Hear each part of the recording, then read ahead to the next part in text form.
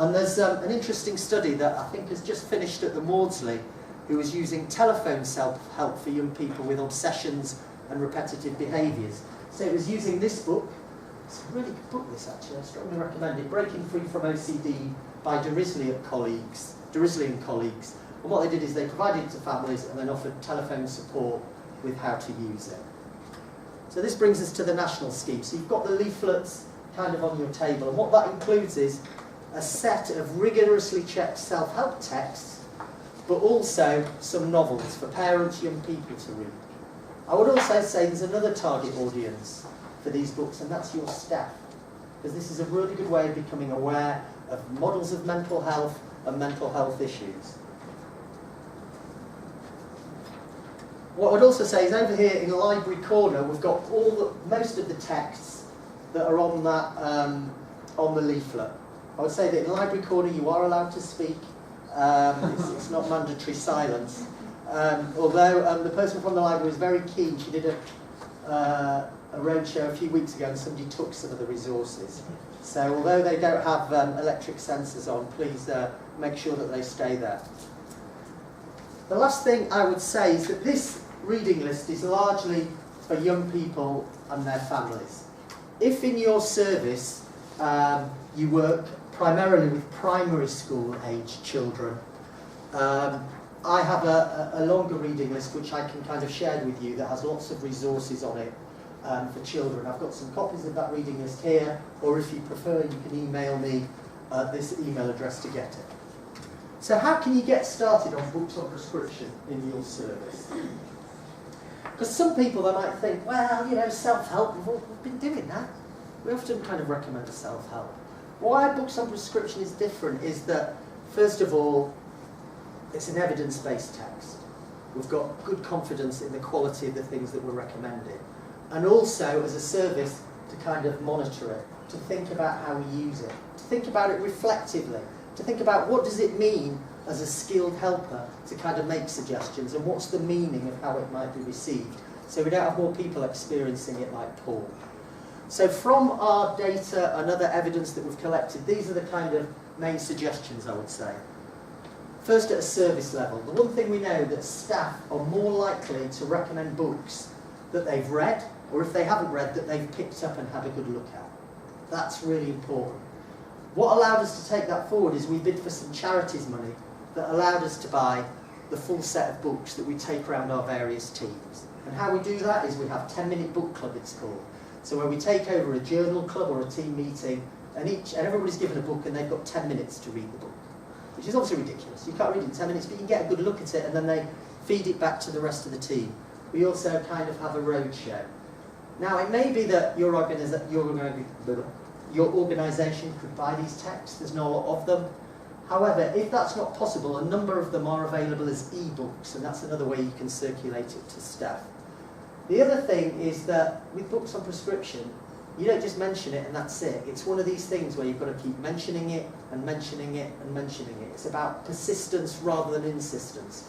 So over the last 10 years, we find regular excuses to raise it with staff. So we have favourite text of the month. If we get feedback from young people and parents, we circulate it to the whole staff group, or we might have it on team meeting agendas. Okay? So that's at a service level. In terms of supervision, it's important to promote thinking about what family resources are required to make use of the book. So we can avoid that kind of blame game and being driven by the frustration if somebody's not in a position to take on these suggestions. And also supervision can support staff engagement and creative use. And lastly, in terms of the practitioner level, recommend one book at a time. This might seem obvious, but what can happen in helping relationships is that we can get pulled in all sorts of ways. For some people, they really want to feel helpful, and they might suggest multiple books. What we know is that when parents get suggestions of multiple books, they might not bother with any of them. I mean, if we recommend one, they might not bother with, but you've got more chance of that being taken up. And again, encourage reflection on the book rather than compliance. What will help you use the book? The other thing that I do when I introduce these self-help books to young people is I want a critical engagement. I don't want just passive compliance, because I know that when people comply with things, it wears off quite quickly. So one of the things I encourage young people to do is to kind of approach it like a book review. Now, for most young people I work with, they wouldn't be motivated or interested to write a book review, but it's that kind of attitude, that active engagement. There are a small number who do write book reviews, and this is the participation bit. Please, if you are using these, get young people to review them. We have various ways that we can publish those, and that's another way of acknowledging what young people give. And it's also, for them, really useful to think about what's helpful and what's not. Okay? Kind of whiz through that bit. Any questions about books and prescriptions? It's not a question, Warren. I just want to reinforce it with nodding all the way through, because 3 years ago in West Sussex, I worked in the Emotional Support Service, and we were looking at resources for young people that we were working with. And we, at the time, I think West Sussex were just adopting this. They'd had books on prescription, they had a young person version, and they came to me and said, we want to work with you because we want to understand what the young people you're working with, what are their needs, what kind of books are you recommending to them? Because my staff would recommend books for them to read, just as if they were practitioners, youth workers, were like, this is a really good book. But I don't think you can underestimate two things. One is that with the library services, certainly in West Sussex, I'm not sure how it is in East Sussex or Brighton Home, the West Sussex Library Service, they have this service. They will work, it's a two-way process, so if there are books that you know a young person has used, that's not on their list, they will get it into the library for you. They will get it in every library, or certain main libraries in the main, in West Sussex, there are 36 libraries. They'll get 30 copies of it and put it in their main library service. And also it's that transitional object bit.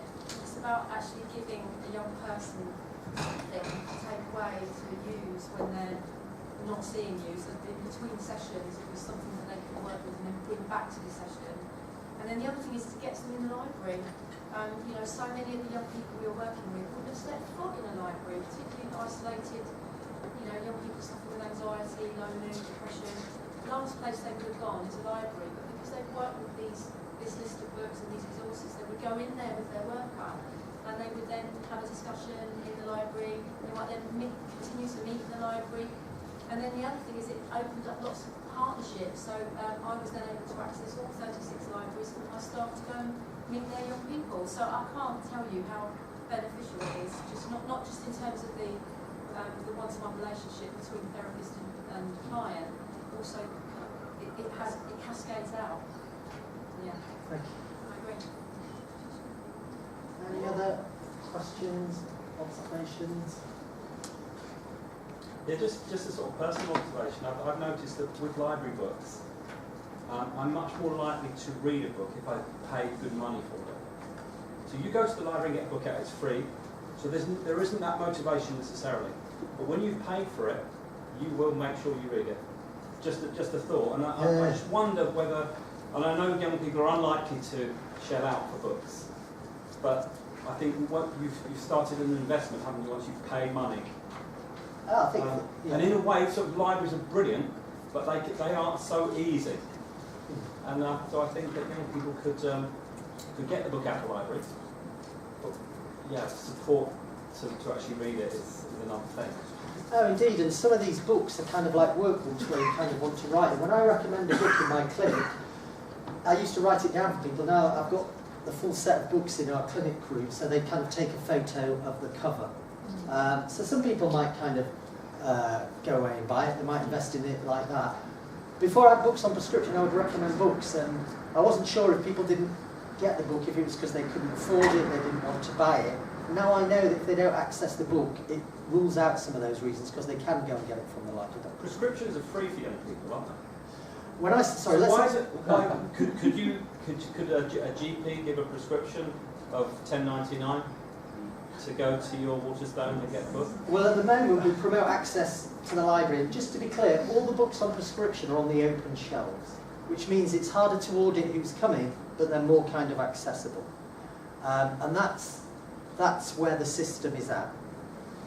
But I'll take your point. Sorry, can I add to that? I just want to say, conversely, what we experience with the clients we work with is that because it's unknown, it almost serves a bit more, it's more important to them because they know that we'll get it back. And certainly West Sussex, I can't speak for any other authorities, but West Sussex Library, these books, the young people, they will not be fined.